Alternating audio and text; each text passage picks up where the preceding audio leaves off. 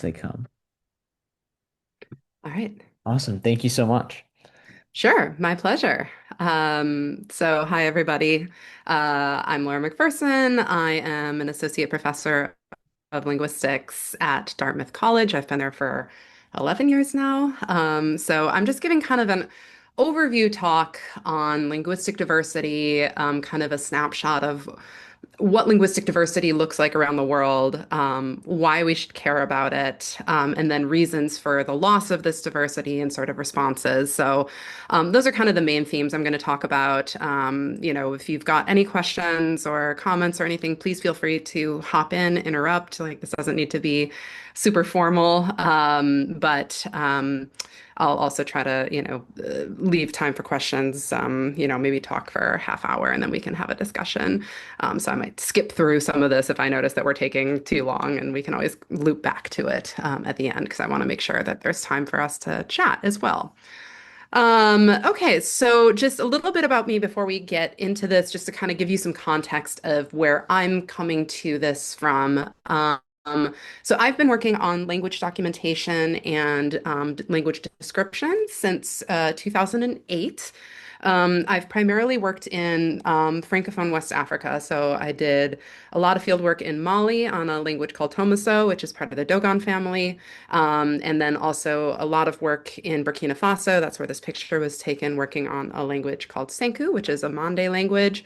I've done some other sort of more short-term work in Papua New Guinea on a couple of languages, but most of my current research focuses on musical surrogate languages like talking drums traditions. So I've done work that I got started on that work in Burkina Faso. I've done some field work in Benin. I've got a collaborative project going on in Nigeria right now as we speak. Been doing some work on the Hmong jaw harp, among other things. So if you're interested in language and music, I'm happy to talk a lot about that too. And we'll touch on that a little bit in the context of language endangerment today.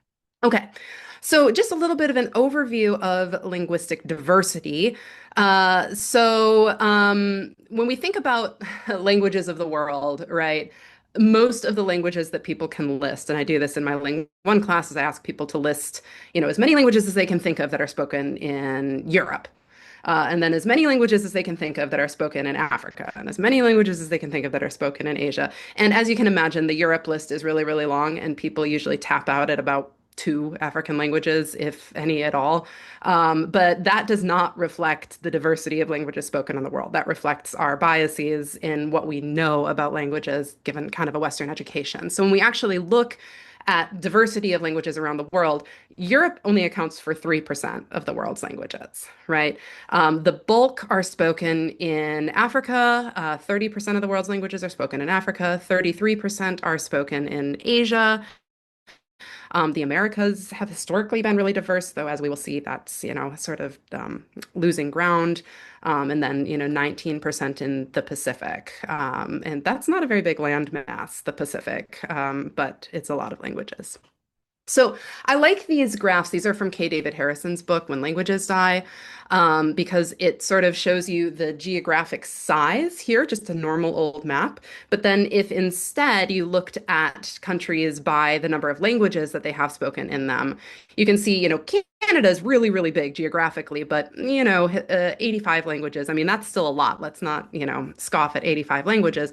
But look at Mexico, right? Mexico has 291 indigenous languages, right? The US 162. Even, little tiny Guatemala down here has 54 languages, right? So this kind of gives a different look at what countries look like in terms of their linguistic richness, right?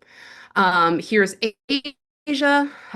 So, China obviously is sort of a big dominant landmass, as is Russia, but these are not the dominant land masses when it comes to number of languages spoken in Asia. I mean, China has 235 languages, but India has 415. Right. Taiwan, like the island of Taiwan, had 22 languages, right? So, like, lots and lots of linguistic diversity out there. And then I think just one or two more here. So here's the Pacific.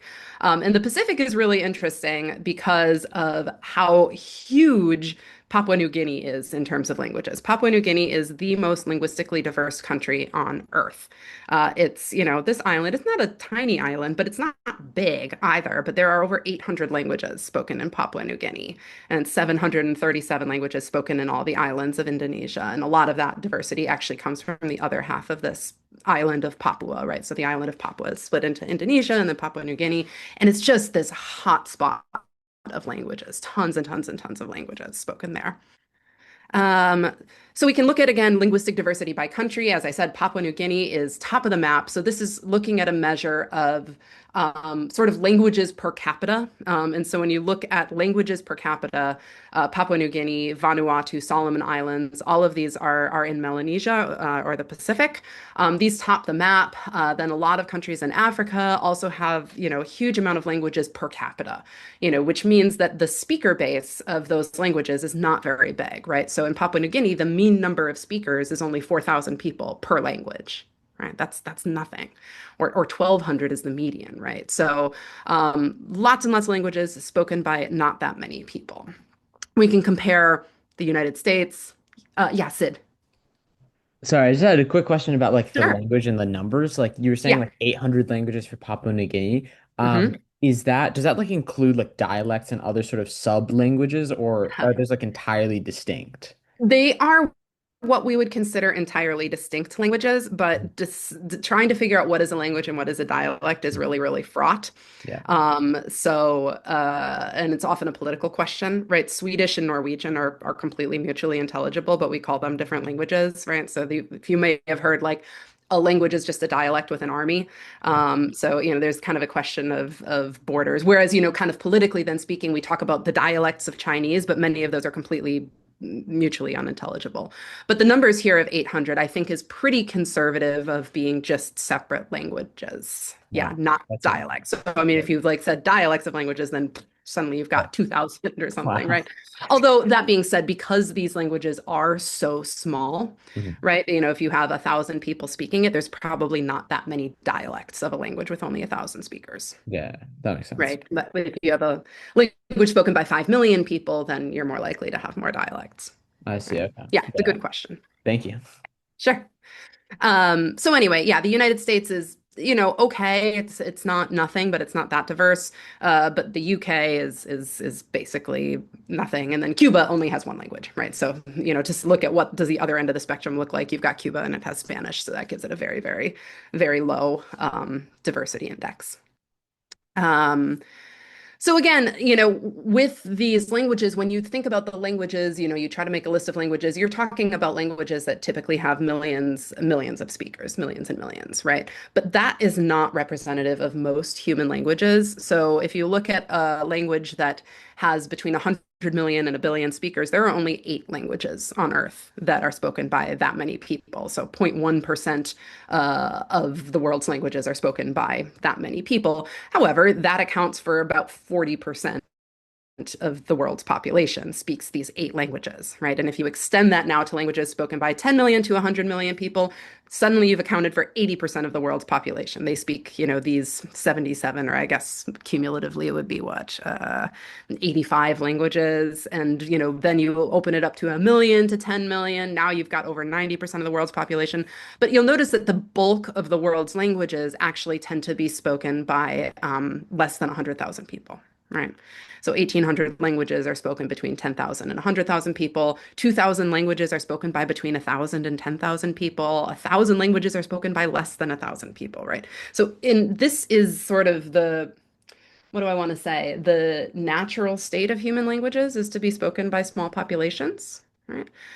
Throughout the world's history, most languages were probably spoken by small numbers of people. But given, globalization and, national identity and mass media, suddenly languages can have way, way, way more speakers than they ever had in the history of humanity, right?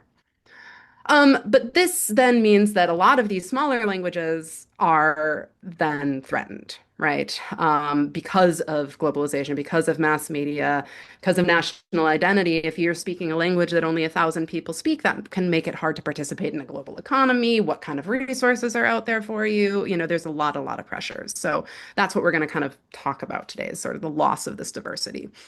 So just a little caveat going into this, right?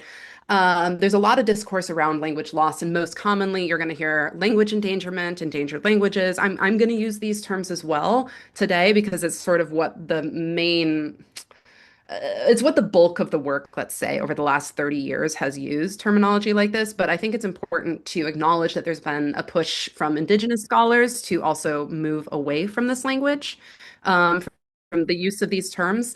That there's, kind of there's a couple problems with it. It kind of has this violent side to it, and also at the same time it feeds into a trope of the last 100 years of sort of this the vanishing Indian trope that like these cultures are vanishing, and there's been a push from Indigenous scholars to say, look, we're still here. Right? Our populations are still here. We are not, gone. And so there's been a push from Indigenous communities to use terms like dormant languages for a language or sleeping language for a language that's no longer spoken, because that implies that unlike, a language that has gone extinct or a species that has gone extinct, it can be woken back up. It can be revitalized. It can be spoken again, right? So it's just kind of important to realize that there's a lot of different ways that the loss of diversity is talked about, okay? All right. So, but again, a lot of these graphs and stuff use the term endangered languages. So, my apologies for that, but I'm working with the materials that we've got. So when we look at, kind of the number of endangered languages around the world, like hotspots of language loss, let's say, we can notice that the US is not looking too good, right? Language loss is a really huge problem in the US. It's a really huge problem in India. It's a really huge problem in Brazil, Siberia, Canada is even not so good, Mexico, Australia. And notice that these are a lot of countries that have a history of settler colonialism, right? So unlike Africa, which has, a long history also of colonialism, it was an extractive colonialism rather than settler colonialism, which means that, it wasn't a population that moved in and tried to eradicate the local population, which is what's happened in the history of our country. And that has led to the demise of a lot of linguistic diversity, right? Okay, so then how many languages around the world are endangered? This is a really difficult question to answer because, we have to figure out like what does it mean to be an endangered language? Do we even have enough data? So you'll notice that this green is suggests this is a UNESCO graph, suggests that 57%, so over half of the world's languages, oh wait, are safe or data deficient. So what does that mean? That means we just don't know. And what are the languages that we are unlikely to know about? Well, they happen to be the really small languages, right? That we don't have any data on. And so this is probably optimistic, saying that over half the world's languages are safe, right? We know by UNESCO measures that, 10% are critically endangered, meaning, you're down to the last few speakers. 9% are severely endangered. 10% are definitely endangered, right? I think, it's probably around half. So estimates vary. There was the UNESCO International Year of Indigenous Languages, which I believe was 2019. They said 38%. A common estimate is 50%. Back in the early 90s, when this discourse started about endangered languages and linguistics, Krauss was saying it's 90%, right? So obviously we must do some serious rethinking of our priorities, lest linguistics go down in history as the only science that presided obliviously over the disappearance of 90% of the very field to which it is dedicated, right? So this was a very like kind of doom and gloom, but it was meant to be a wake-up call. Like, guys, we have a really big problem. We're meant to be studying human language, and yet at the same time, we're just like standing by while all of these languages are disappearing. So it's probably not quite 90%, but it's, it depends on what time scale we're looking at and, what's happening with technology and what's happening with AI and what's happening with education, and all of these things have an impact on language diversity. Okay, so how do we define what is an endangered language? How do we know that a language is endangered? Again, definitions vary. So Pam Monroe is one of my professors at UCLA. And she gave this talk back in 2010, and she defined it simply as an endangered language is a language that is losing speakers faster than it is gaining them, right? Which sort of makes sense. If you project that out, then it's an endangered language. But what does this mean, I guess, for populations that are losing people faster than they're gaining them, right? This is Japan, right? Where there's a lot of talk about, oh, the population is declining in Japan because people aren't having enough children. And so does that make Japanese an endangered language if it's, sort of losing people faster than it's gaining them? By this definition, I guess so, but I don't think anybody's seriously worried about Japanese as being an endangered language at the moment, right? Michael Krause's definition, again, back in 1991, is that languages no longer being learned as mother tongue by children are beyond mere endangerment, for unless the course is somehow dramatically reversed, they are already doomed to extinction, like species lacking reproductive capacity. Such languages I shall define as moribund. Again, you can kind of see how this language it can be a little violent, right? A little traumatic, and so you can see why there's a shift away from using this kind of terminology, right? Doomed to extinction. It just really kind of takes the agency away from people. But I think what's important about this definition is the fact that it acknowledges that when a language is not being learned by children in the community, because children are the next generation of speakers, a child who's learning it in the home naturally. I have a 2-year-old. I watch him learning language all the time. It's fascinating, but he is the future of, my variety of English, right? And if you've got your children and they are not learning the language, so there are children are being born, but they are not learning that language. They're learning a different language. That I think is sort of the difference between, losing speakers faster than it's gaining them, like Japanese, versus the case of a language like Potawatomi or Ojibwe or Ibibio or whatever it is, right? If children are learning a different language rather than their mother tongue, then that language is at risk. So I think it's important here to note that size is not directly equated with endangerment, right? So small does not necessarily mean endangered. There are small languages that are stable. If the conditions for speakers to be learning them remain, then they can be stable. And at the same time, a language can actually have millions of speakers and be endangered. So Catalan is sometimes raised as an example of this in Spain. Catalan is losing speakers, but it's spoken by, I don't know, 10 to 50 million people. I can't remember the exact count. I think it's 11 million people. Anyway, it's got millions of speakers, but younger speakers are also shifting away from it in certain contexts. And so that makes Catalan look more like an endangered language, right? Okay, so some causes of endangerment. What makes a language endangered? Of course, we can kind of think about big things like disasters, like, a tsunami wipes out a community. That can happen. War or genocide, that can happen. Overt repression or forced assimilation, that's getting more likely. I'm kind of giving you these in terms of like likelihood. Like a disaster, sure, but unlikely. War and genocide, sure. But when we're getting to overt repression, forced assimilation, that's what happened with the boarding schools in the United States and Canada, for instance. But then also cultural, political, economic dominance, right? So just sort of economic factors that are pushing people towards speaking another language, and political factors, the lack of political representation, for example, for a particular language. So just digging into that a little bit more. So looking at some of these economic factors. So poverty can be a huge driver, right? So poverty can drive people from rural communities into cities, urban migration. And once you've moved from a small community where the language is being spoken, where that's the primary mode of communication, to a city where there's another lingua franca, you may not be speaking that language anymore, right? It can affect the availability of jobs or trade. Maybe you can't find work in that language. Economic development can lead to displacement of communities, environmental loss, right? This has happened a lot in South America with destruction of the Amazon, indigenous groups in the Amazon. If, the Amazon's being cut down to create grazing land, a lot of these small indigenous communities get displaced. And even tourism, bringing in speakers of a dominant language, right? Tourism's a double-edged sword when it comes to economic opportunity, but also cultural pressures and loss. Uh, Education, availability of the media. So, I mean, it's a huge problem in linguistically diverse countries. Like, for example, a lot of countries in Africa, what to do about education policy if your country has 50 languages that are spoken, right? Where does the government put their resources in terms of training of teachers, creating educational materials? There's definitely acknowledgement that mother tongue education is good for kids, right? To learn in your first language. But let's say your government doesn't have a ton of funds. How are you going to achieve that goal, right? Availability of media. Everybody's on social media these days, but if social media is all in English rather than in whatever language, then you're going to be consuming this media and not media in your language, right? Again, language policy, I sort of touched on that, political representation. What if you need to go to the court, right?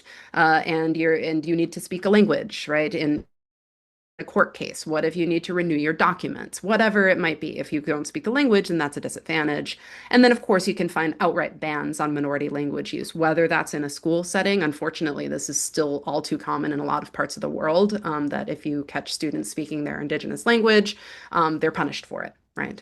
For not speaking English or French or whatever it might be. And then, of course, colonialism, as I touched on, both settler colonialism has historically been worse for indigenous populations in terms of cultural preservation. But colonial legacies in Africa, even if they haven't been settler colonial, have still had really detrimental effects on indigenous language transmission. So all of this can then kind of end up in attitudinal factors. So these are speakers' own feelings about their language. So you can imagine if you've had overt repression or political representation, economic hindrances, whatever it might be, this is going to lead to a negative feeling. This can lead to negative feelings towards your own language, right? You start to associate your minority language with poverty, whereas the dominant language is viewed as progress, right? And so then that gets passed on to children. Right? If you say, okay, this language isn't going to take me anywhere, it's not going to give my children a future, I'm going to speak to my children in English, right? Or I'm going to speak to my children in French or Spanish or whatever. And so then that's kind of how this train gets started. And it is really hard to stop once the ball gets rolling. Okay, so what languages are the threats? Obviously, global languages like English or Spanish or regional languages like Swahili can be languages that people switch to, but oftentimes it's more national languages, French, Mandarin, but sometimes it's just local lingua franca, so bigger local languages. They're still indigenous languages, to the region, but they're just bigger. So Setswana is a Bantu language spoken in Botswana, and there's a lot of speakers of Khoi languages in Botswana switch to Setswana instead. In Burkina Faso, where I've done a lot of work, communities are all bilingual in Jula. It's the local lingua franca, and once people move to the city, they may not speak the language of their communities anymore. They just speak Jula. And this is a process called language shift. Okay, I'm cognizant of time. I don't want to go too deep into this. So basically, younger speakers shift to speaking a more dominant language. It's not like one day everybody speaks this language and then something terrible happens and then nobody speaks it anymore, right? It tends to be a process that happens over a few, several generations. Everybody's bilingual at first, right? And that bilingual time can last for a good amount of time, but slowly more and more of your everyday activities shift towards the dominant language and shift away until there's very few domains left for the original community's language, right? So is this new? Probably not. I mean, there has been, I'm sure, language loss throughout all of human history, right? But it's the scale at which that's happening that's sort of unprecedented. There are these language isolates, as they're called. So languages that are there, but they don't have any relatives. We don't really know where they came from. So I'm going to skip past some of this. So Basque, for example, Basque is this language in Spain and parts of France that just doesn't have any relatives, right? It had to have had relatives at some point. It didn't just like warp here from outer space. It probably had, there were other languages that were spoken that were related to Basque, but those people all shifted to speaking French or Spanish or Romance languages or Celtic languages or whatever it might be. And so now Basque is this little stronghold. And there's other places like that, Borushask spoken in Pakistan, not related to anything. India, I'm sure, had more languages spoken than there are now in northern India. It's mostly Indo-European languages, whereas southern India is mostly Dravidian languages. I'm sure Dravidian languages were spoken all the way up into, northern India that now are no longer spoken, right? So this has happened over the course of human history, but the speed at which it's happening, given globalization and technology, is just unprecedented, right? Okay. So very quickly then, here's some of the fun stuff. What's at stake? What do we lose if we lose languages? So these are just some posters that were made for the Year of Indigenous Languages by UNESCO. So losing language means losing years of ecological wisdom. So communities know a lot about their local environment, right? And not just what plants and animals can be used for what, but how to sustainably live in an environment. And so the loss of language can mean the loss of knowledge around that. It doesn't necessarily, right? You can translate things, but it can lead to the loss of that kind of knowledge.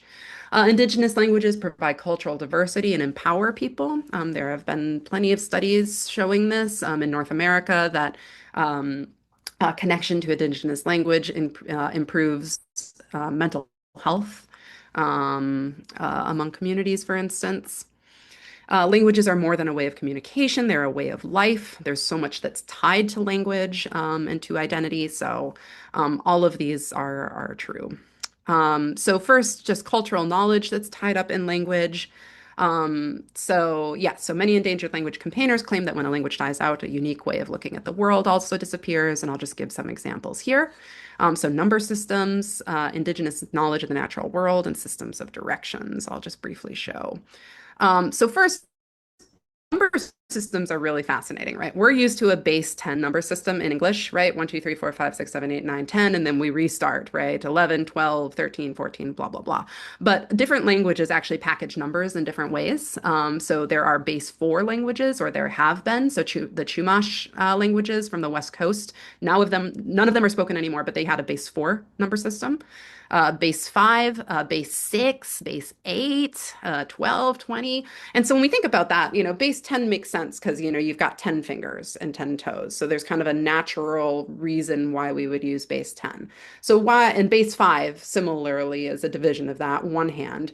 But what about base 4? Well, 1, 2, 3, 4, right? You can count the spaces between your fingers, or 1, 2, 3, 4. Right.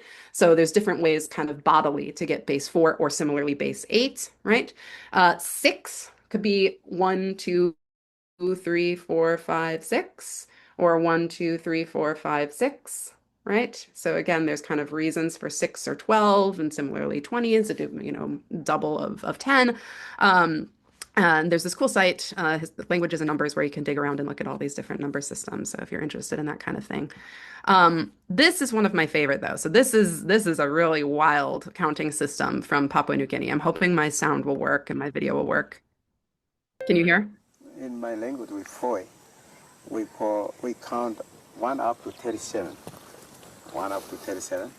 So this is Menage, Hage, Iki, Tubu, Haba, Dama, Kunaiki, Huaypo, Karohabo, Amene, Gi, Geno, Hehero, Fufu, Kia, Bobo, I, To, Gizi, To, I, Bobo, Kia, Fufu, I don't know if you noticed, but Hehero, it repeats down the other Geno, side. Gi, It's a symmetrical Amene, system. Karohabo, Huaypo, Kunaiki, Dama, Kaba, Tubu, Iki, Hake, Danake.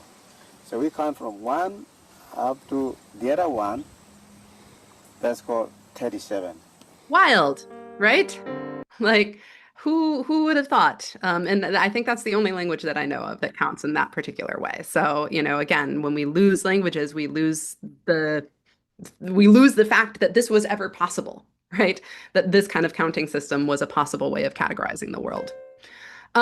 So terms of indigenous knowledge of the natural world, so these are examples again from K. David Harrison's books. So this is the Tofa people of Siberia. Historically, they're reindeer herders, and they have this amazing set of words for different kinds of reindeer at different life stages. So a dungur is a male domesticated reindeer in its third year and first mating season, but not ready for mating.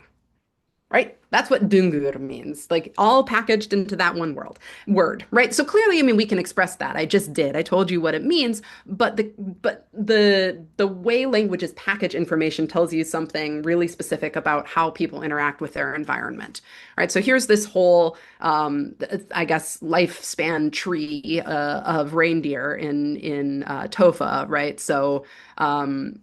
At birth, they're called Anai. In their second spring, they become Taspan. Then male and female differentiate, and female reindeer only have two terms. Either they're in their first meeting season, they're Mundujak, and then they become Mundu, right? Whereas male reindeer, depending on whether they're castrated or not, and what age they are, like all of these have different terms for them, right? And this is, again, just kind of shows the genius of people in the way they interact with the world. And you can easily imagine that once people don't speak Tofa anymore, they are going to be kind of they become unaware of the subtleties of the differences between these types of reindeer because the loss of tofa is also going along with the loss of that traditional way of life. And I think that's the important thing to remember. If they continued in their traditional way of life, but just spoke another language, they'd probably repackage the information in some other way. But usually cultural loss and language loss go hand in hand, right? And similarly, they had a traditional calendar that was a 13-month calendar, but nowadays it's remembered as a 12-month calendar because of the Russian influence, and the months encoded traditional activities, but nobody can remember what happened in June or August, right? Which, I mean, they surely did something in June and in August. There's something, that happened in every other month, but now nobody remembers what it was. And so there's again kind of this disconnect from the local ecology and the environment and traditional way of life. I've last example here, systems of directions are really cool. There are languages, especially Aboriginal languages, where all directions are cardinal. So, I could say I've got my cup of coffee is to my right. They would say that my cup of coffee, or what direction am I facing? My cup of coffee is to my west, right? Or it's to my north or south, and everything is cardinal, right? In the house, wherever, everything it shows incredible awareness for the cardinal directions at all times. Like I don't know, even when I'm outside, like looking at the sun, I still don't know what direction things are. But people know like really, really well, and that's what you do in your language. Of course, we're used to body oriented, left and right, and lots of European languages do this. In Tomaso, they also have a left and right, but they also have a system of bottom and top directions that things are up or down. And so this is related to the environment in which Tomaso speaking people live. They live up on the top of a plateau, and there's big cliffs, right? And so up and down become really relevant. Is it up to the top of the cliff or down to the plains, right? So it tells you something about that. Again, that's a sort of geographically oriented thing. Tofa used directions based on rivers and mountains. The Sherpa people in Nepal used vertical dimension. And then this example I'll show you from Lolovoli, island language, I believe from Vanuatu. And there's this idea of inland versus seaward. And there's actually, if anybody's has any familiarity with Hawaii, there's similar things in Hawaiian. So they have three verbs for to go that are all distinct verbs, hage, vano, and hivo, and all of these are different verbs, different roots. And hage means to either go up or go inland. Vano means to go across levelly, and hivo is to go down or go seaward. So you can imagine, what these islands are like, right? They're mountain islands where either you can go down towards the sea, you can go up inland, or you can go across the island sort of levelly, right? And then interestingly, once you get a larger scale and you get off the island, you have to start using these same terms for going other places. So hage, or going inland, it actually means to go to other countries from Vanuatu. Hivo is to go to Vanuatu from other countries. So if I guess you can imagine Vanuatu's in the sea. So if you're going seaward, then you're going home to Vanuatu. I don't know, right? And then out on the sea, it's relative to wind. So hage trips are difficult, like you're going uphill, and hivo tailwinds are easier, like you're going out to sea, right? So very fascinating. There's this whole decision chart for how which verb you're going to use, which I think is just really interesting. But again, these are systems that are being lost. Okay, very briefly, I'm just going to tell you about some linguistic features, and then I think I'll stop so we can have some discussion too.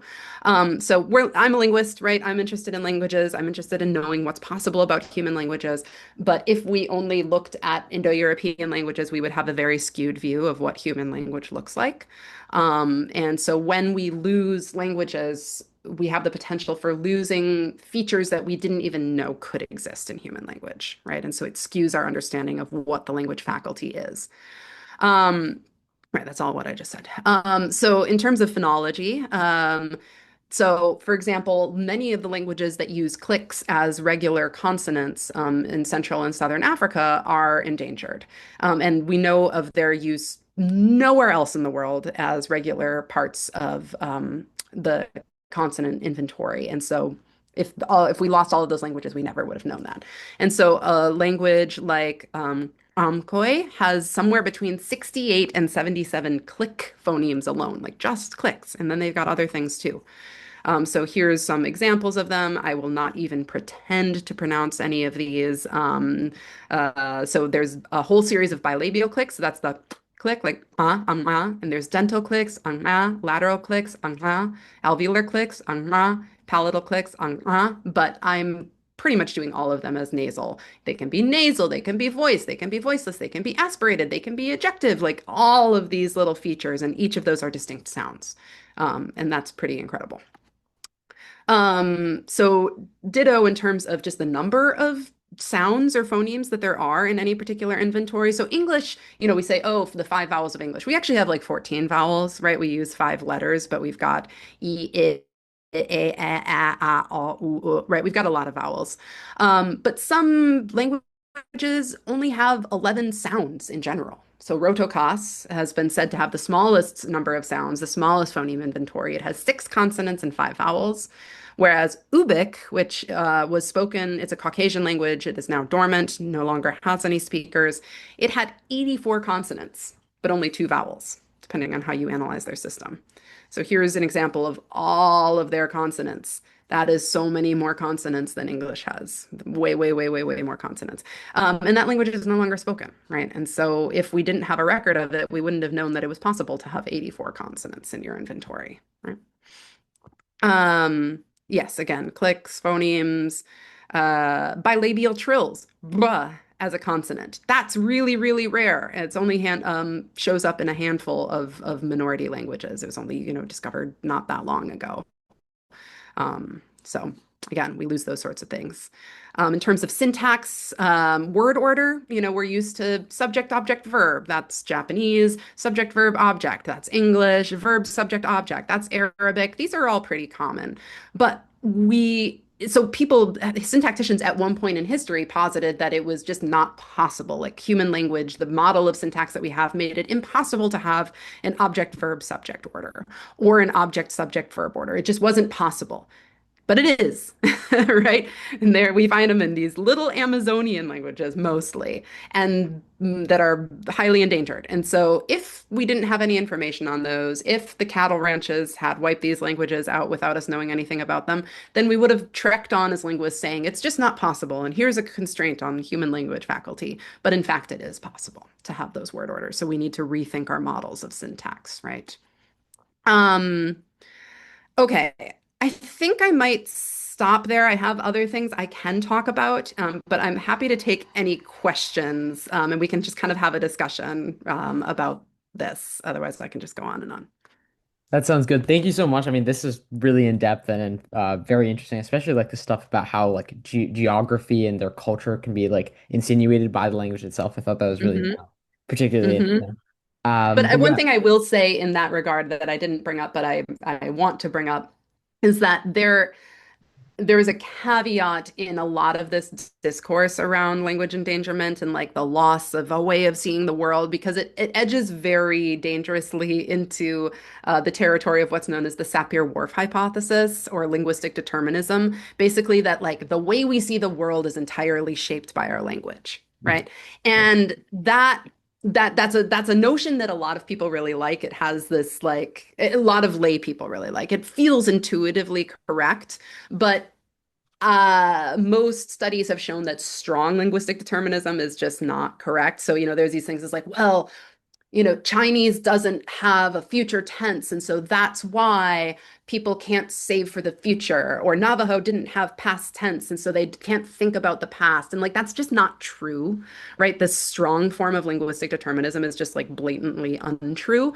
Um, However, I think that that relationship between language and environment and culture shows you something about how you package your knowledge about the world. It doesn't provide like this box that you can't think outside of, but it kind of shapes what you think of as being core concepts. So anyway, that's my caveat about that.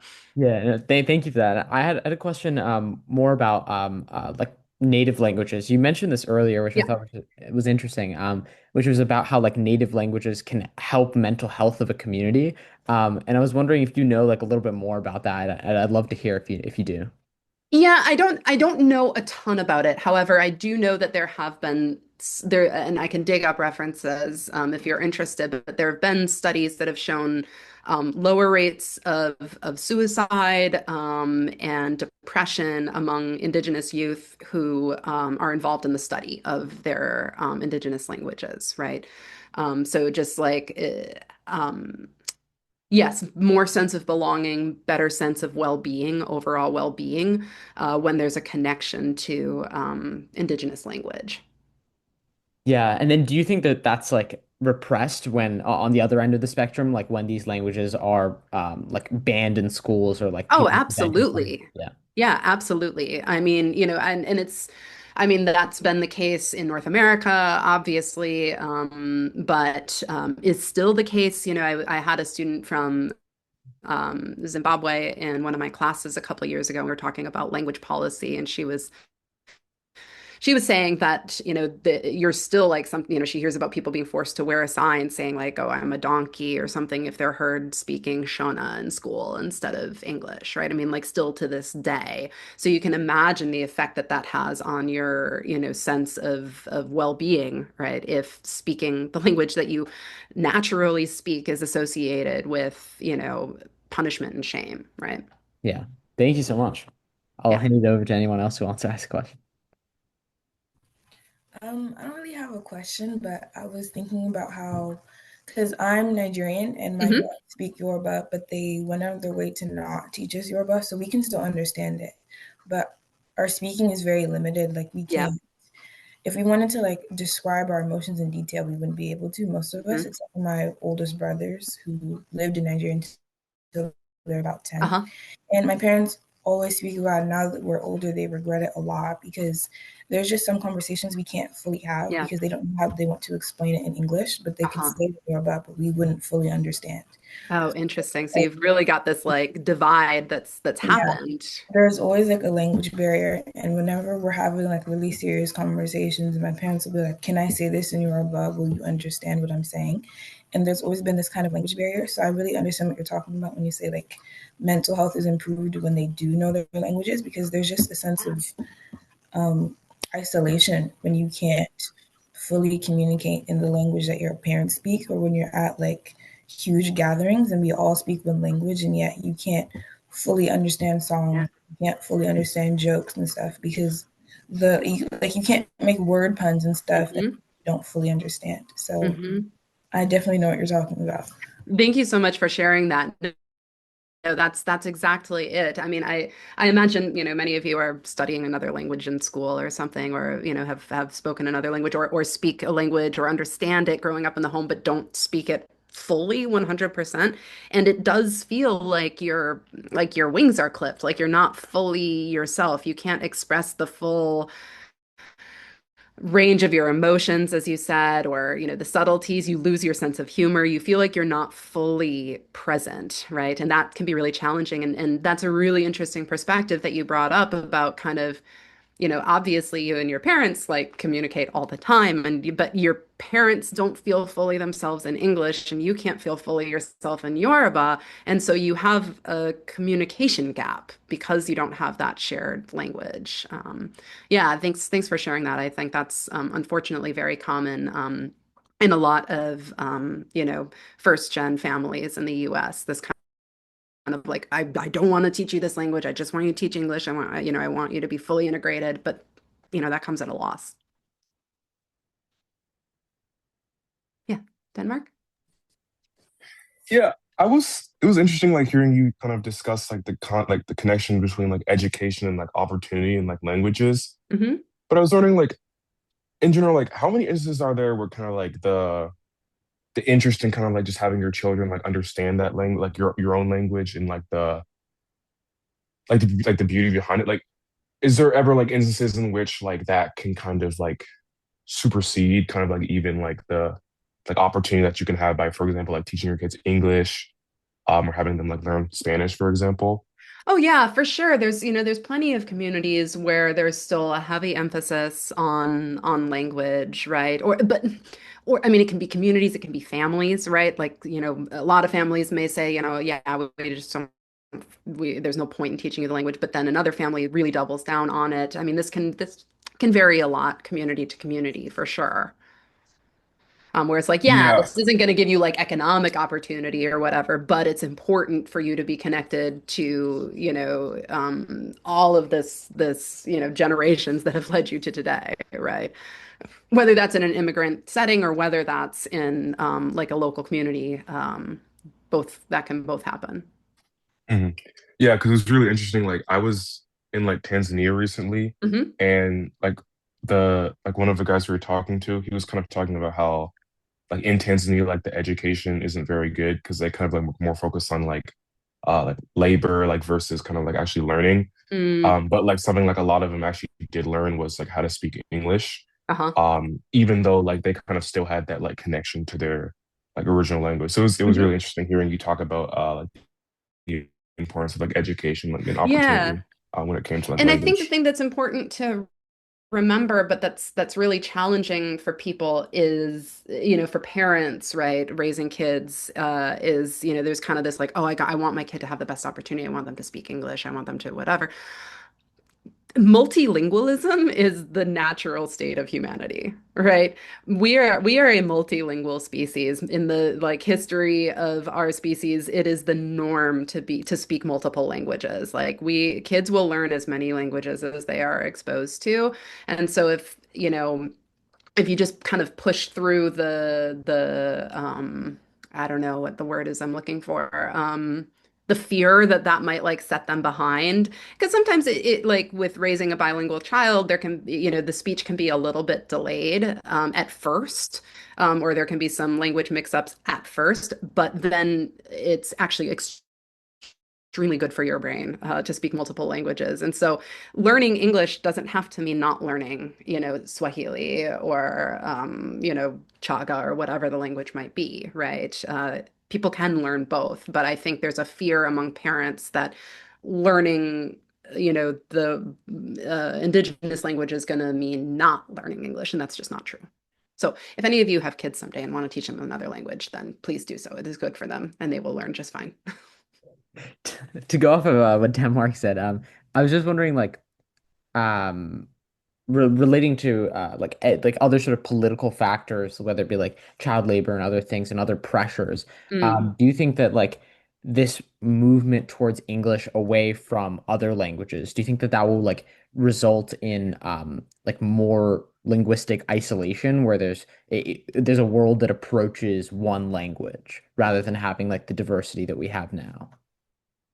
Yeah, I mean, one language, I feel like we're pretty far off from that still, but 10 languages, right? I can imagine a world in which everybody speaks French, Spanish, English, Mandarin, Hindi, and I don't know what else, right? Like I can imagine a world in which, everybody speaks a very small handful of languages rather than the 7,000 languages that are spoken today.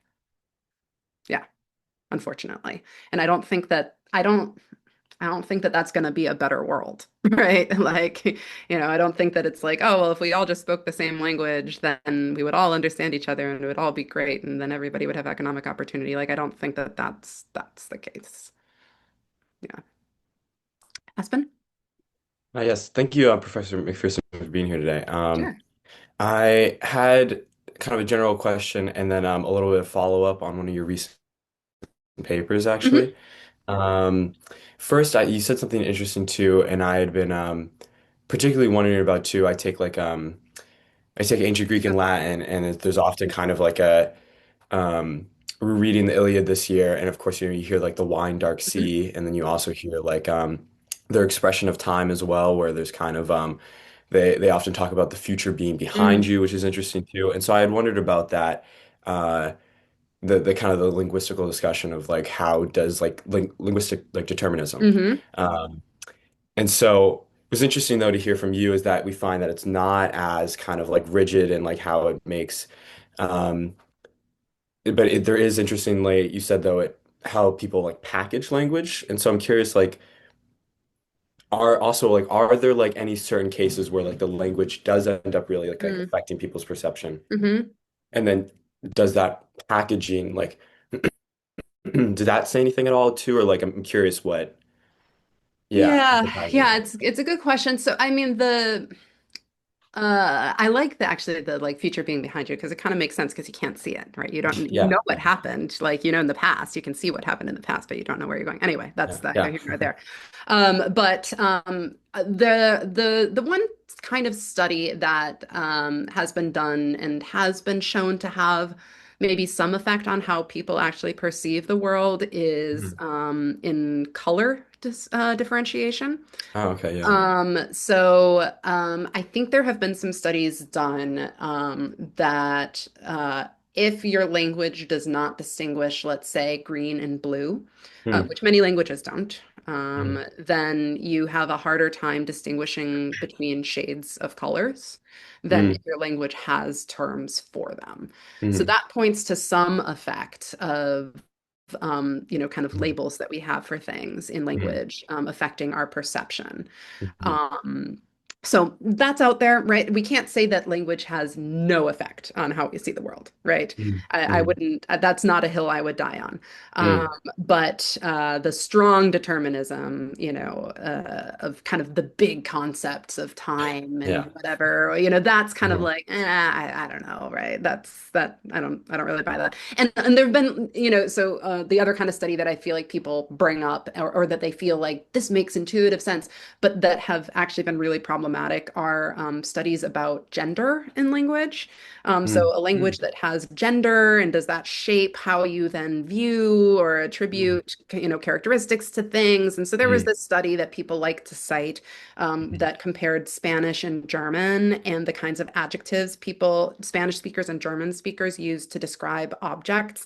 And Hmm.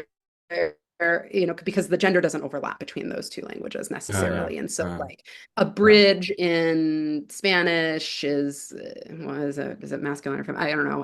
Anyway, but it was like in the language where it was masculine, it was like the bridge was like strong and Yeah. sturdy, and in the language where it was feminine, it Mhm. was elegant and blah blah blah. Interesting. And that Yeah. that feels intuitively like a thing that would happen, right? Yeah. Interesting. But the problem is that this is not, nobody has been able to replicate the study. This is the like Mhm. importance of like scientific method and being like Mhm. reproducibility. Like for a finding to be scientifically valid, it needs to be tested again, and Mhm. nobody's been able to replicate it. Mhm. So I think, there is no convincing evidence to Mhm. me that linguistic gender, as a like way of classifying nouns Mhm. has any effect on, is in any way related to social gender, Mhm. right? These Mhm. are sort of orthogonal, or people have argued that like, oh, a language that uses gender is more sexist than a language that doesn't. Like this, or a society that has a gendered Mhm. language is more sexist than a language with, and that also I can give you a bunch of counterexamples of that, so Okay. Yeah. things like that, like big, large scale things around time and gender and, that sort of thing. I don't think that shapes our view of the world in that way. Mhm. Mhm. So would you say it's more like our world then shapes like our language?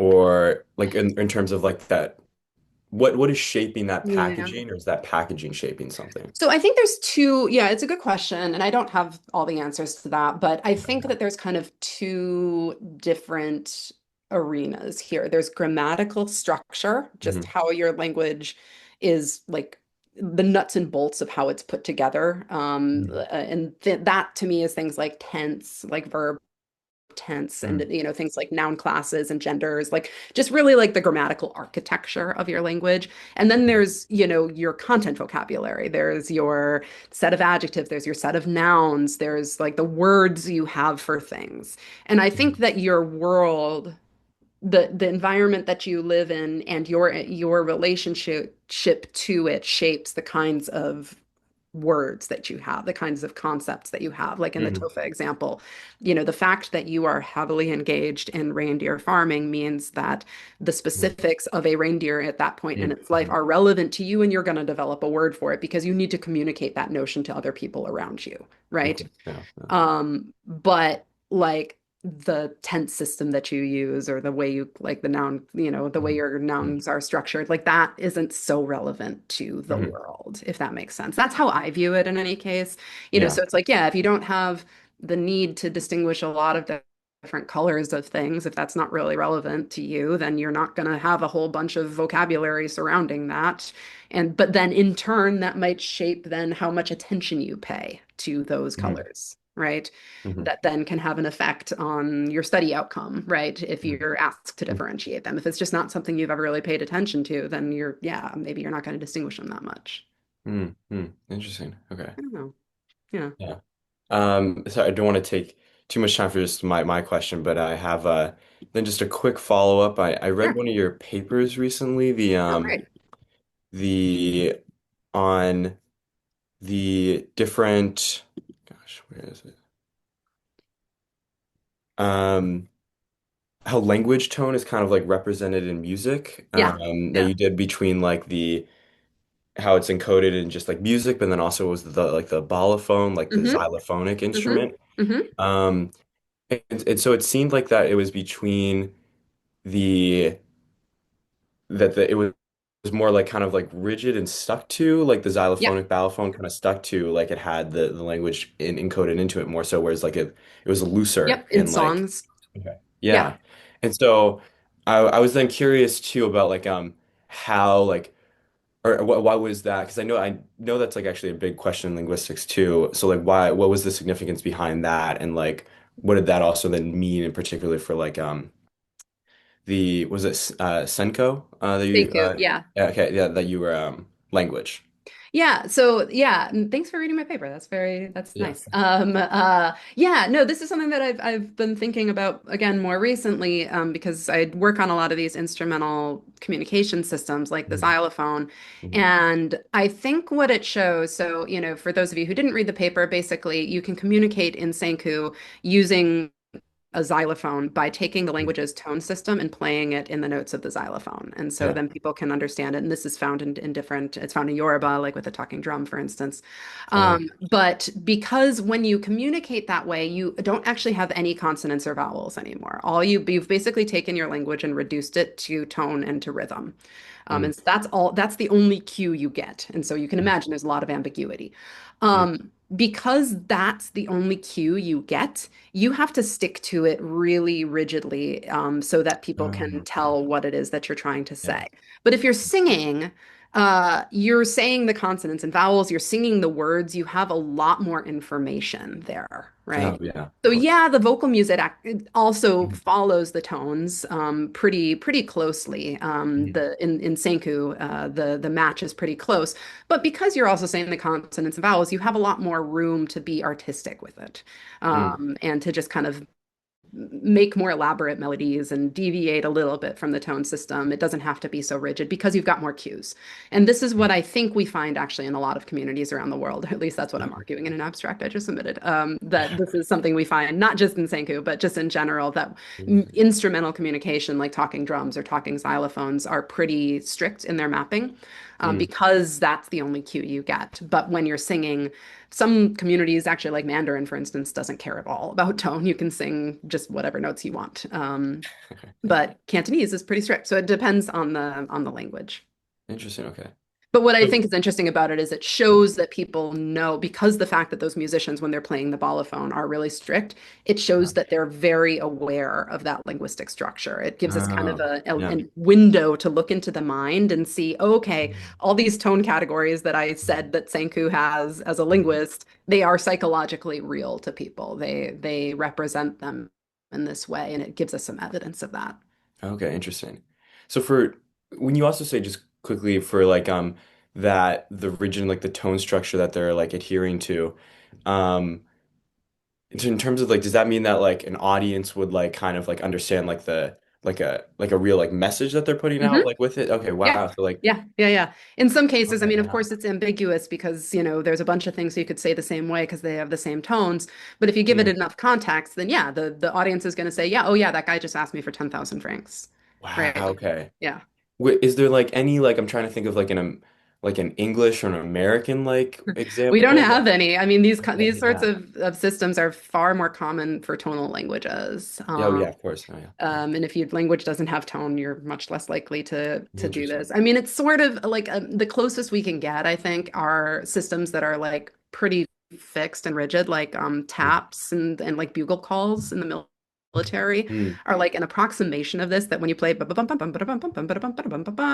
you need to wake up, and like other ones are something else, but those aren't linguistic, right? Like, I mean, yeah, it's yeah. giving you like a concept, but it's not like time to get out of bed, right? Like, it's not like giving you like words, right? Yeah, exactly. Whereas these systems like really are giving you words, and you can say literally anything you want Interesting. on the Okay. instrument. Okay, Yeah, wow. All right, thank you. yeah, sure. Yeah, Sid. Yeah, I just had a follow up from Aspen's question, especially about like talking drums and instruments that reflect the language. Hmm. Um, I know earlier you mentioned like just the incredible number of like various consonants and vowel sounds that certain languages have. Is that also reflected in like the instruments? Like, No, no, no, not is at it just all. condensed? It's yeah, because again, these systems are like a billion times more likely to show up in a tonal language than a non-tonal language, and I've got thoughts about why that is. But um, that means that for the vast majority of musical systems, there's actually almost no consonant and vowel information at all in Hmm. them. Like, so you can have the richest consonant inventory in the world and you're just not going to pay attention to it. Like Hmong, for instance, have the Hmong community has a lot of speech surrogates, and they're typically based on the tone system. Hmong actually has a lot of consonants, but for the most part, like I'm working on a jaw harp one right now, and it's just a binary consonant contrast. It's like you either like this set of consonants, you pluck the instrument, and this set of consonants, you don't pluck the instrument. So it's just totally like neutralized and ambiguous. Yeah. Interesting. So then, Which is is interesting. it like that a language can have its own catalog of various sounds, but only certain ones are used Yep, in? Oh, I see. precisely. Yep, it's always like a reduction of Yeah, contrasts. Yeah. I Yeah. see. And then does that, I mean, because I just don't know how like prevalent these instruments are, but does that like in turn lead to changes in the language itself or not really? I Or is don't there? think so. No, not really. Because these are really like specialized registers or genres of speech, and people continue to speak the language obviously in their daily life. But so yeah, I don't think I haven't seen any cases that would show that would have an effect on transmission, but I don't know. And They're very cool. You can go to speechsurrogates.org if you want to learn more about speech surrogates. You can look at my database. Anyway, there's a bunch of stuff on there. that's Um, cool. I unfortunately am going to have to run. I need to take a 2-hour road trip with my toddler down to Boston. But this has been really fun, and I'm happy to answer any more questions people have. You can always reach out to me by email, or if you want to have a conversation about something else another time, I'm happy to, do another visit. But um, Definitely. Thank you so much, Professor McPherson, for spending this hour with us. This is a really, really wonderful talk. And I'll definitely forward like the recording to the students who couldn't come. perfect. And Yeah, if please they have any other feel questions, free to I'll share definitely it. forward them to you. Great. All right. Great. Okay, thanks so much, Sid, for organizing this, and thanks Yeah, of course. everyone for your questions. All right. Thank you so much, everyone, for coming. Bye. All right, bye. Thanks.